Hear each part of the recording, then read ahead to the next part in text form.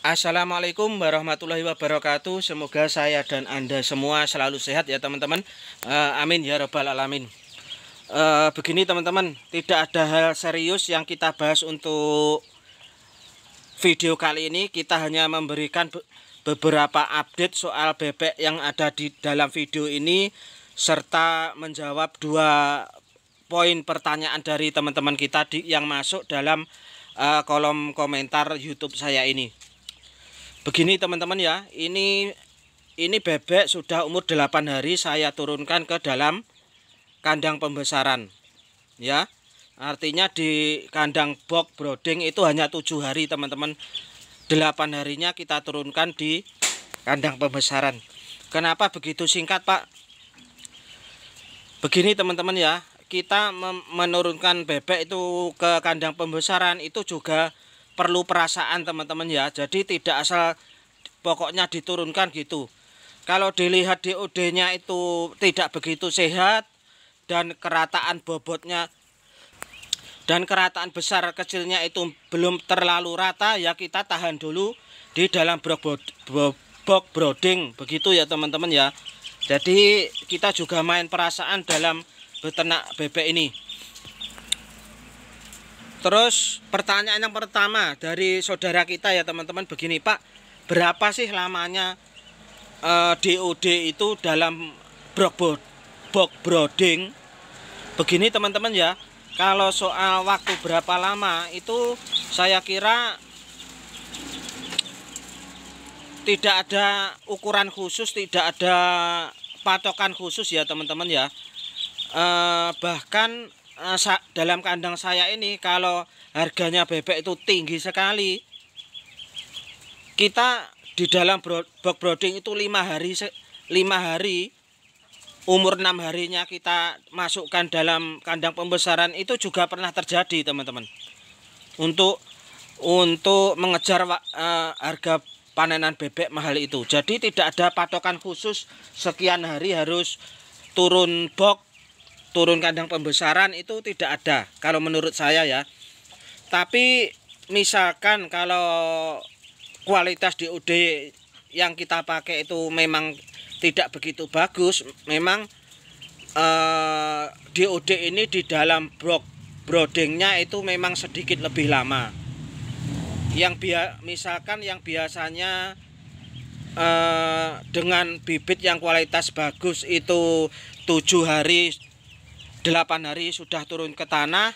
Nanti kalau bibitnya kurang bagus itu 11 hari atau 12 hari baru kita turunkan. Jadi yang saya maksud tidak ada patokan khusus itu seperti itu ya.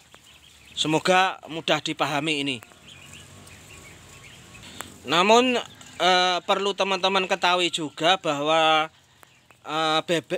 DOD anak bebek ini kalau terlalu lama dalam kandang brooding pun juga tidak terlalu bagus teman-teman ya, karena terlalu sempit ya. Karena terlalu sempit, ruang gerak bebek itu sedikit dibatasi, itu juga tidak bagus untuk pertumbuhan bebek, pertumbuhan DOD.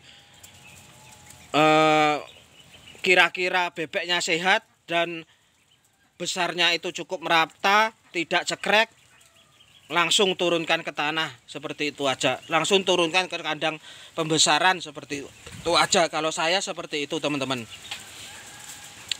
Terus pertanyaan yang kedua teman-teman ya, soal bagaimana sih Pak cara memulai beternak bebek yang betul-betul untuk pemula Pak. Jadi begini teman-teman ya, sebelum teman-teman memulai beternak bebek itu teman-teman harus survei pasar dulu. Survei ke bakul, survei ke peternak-peternak yang sudah lama beternak. Bebek yang diperlukan pasar itu besarnya yang spek berapa. Misalkan yang dibutuhkan spek kecil di daerah teman-teman ya, kita ternaknya spek kecil. Jangan memaksakan ternak spek besar, nanti kita kesulitan untuk menjualnya. Itu pertama. Kemudian yang kedua, teman-teman belajar dulu memulai beternak ini dalam kapasitas populasi yang sedikit dulu. Jangan langsung besar. Misalkan kita berternak dalam populasi 50 ekor dulu atau 30 ekor dulu, itu enggak masalah teman-teman. Sambil belajar bagaimana sih supaya anak bebek ini itu mortalitasnya 0 kematian. Mortalitasnya sedikit. Kalau teman-teman, jadi teman-teman jangan memikirkan dulu soal keuntungan yang besar ya teman-teman. Kalau baru memulai ternak bebek, jangan memikirkan dulu keuntungan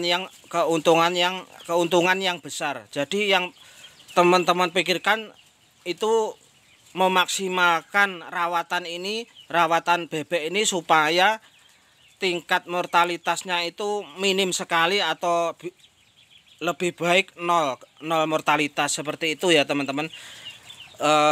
Itu tujuannya untuk belajar teman-teman ya. Bagaimana sih kemauan bebek itu dalam kandang. Misalkan sambil mengamati, oh bebek itu kalau ternyata kalau alas kandangnya itu lembab, dia tidak lebih memilih dekem atau beristirahat di daerah yang kering. Itu hal sepele seperti itu juga perlu diamati secara mendetail ya teman-teman ya. Jadi tidak asal berternak, ngasih makan, minum lalu ditinggal pulang, itu tidak seperti itu. Baru nanti kalau teman-teman sudah 2 periode atau 3 periode itu tingkat mortalitasnya sedikit, baru teman-teman nanti bisa memikirkan soal penambahan populasi dan keuntungan. Jadi seperti itu teman-teman, bertahap itu lebih bagus ya. Nanti misalkan di yang periode ketiga panenannya itu untung 500.000 per 100 ekor. Nanti bisa ditingkatkan lagi supaya 100 ekor itu bisa untung 900.000. Kan seperti itu loh teman-teman, baru kita tambah populasi. Jadi step by stepnya itu seperti itu teman-teman. Yang saya lakukan dulu itu seperti itu. Jadi tidak langsung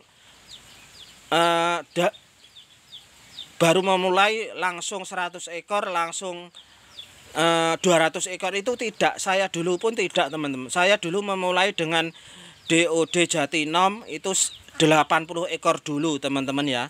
80 ekor itu dulu. Itu kalau nggak salah 4 kali panenan itu baru saya menemukan keuntungan yang lebih banyak. Itu baru saya tambah populasi. Jadi selama 3 periode itu untungnya masih sedikit, saya tidak menambah populasi teman-teman ya, tidak menambah populasi.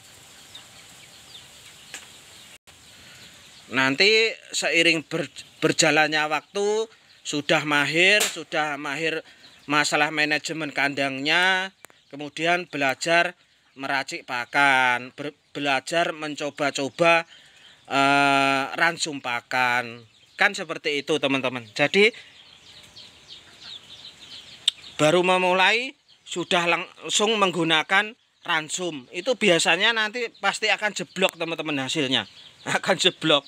Kalau baru memulai itu sebaiknya menggunakan full pour dulu, nggak masalah ya, full pakan pabrikan ya. Jadi nanti belajarnya itu pelan-pelan teman-teman, meracik ransum itu belajarnya pelan-pelan. Seperti dulu saya juga seperti itu teman-teman ya. Jadi tidak langsung saya menggunakan ransum pakan, itu tidak dulu. Tapi kalau zaman sekarang, apalagi banyak teman-teman yang membuat channel YouTube soal pemeliharaan bebek pedaging ini, saya kira sekarang lebih mudah sekali. Banyak yang mengeser masalah ternak bebek ini. Jadi tinggal teman-teman menyaringnya, mempelajari diterapkan kandang, kalau tidak sesuai ganti lagi, kan seperti itu teman-teman. Jadi dari sekian banyak channel YouTube mungkin yang membahas soal peternakan bebek, pembesaran bebek ini, teman-teman tinggal mencari yang terbaik, yang teman-teman anggap terbaik yang mana, lalu saring ya, lalu terapkan di kandang, kan seperti itu teman-teman. Jadi tidak mungkin ya itu ilmu itu ditelan mentah-mentah ya. Jadi tetap perlu ada penyaringan ya. Jadi saya kira seperti itu untuk video kali ini, semoga bermanfaat. Assalamualaikum warahmatullahi wabarakatuh.